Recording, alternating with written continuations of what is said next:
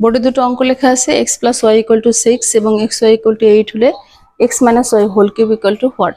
তো এইটার মান পাওয়ার জন্য আমাদের কিন্তু x - y এর মান বের করতে হবে। তো x - y হোল স্কয়ার সমান আমরা লিখতে পারি x + y whole square - 4xy।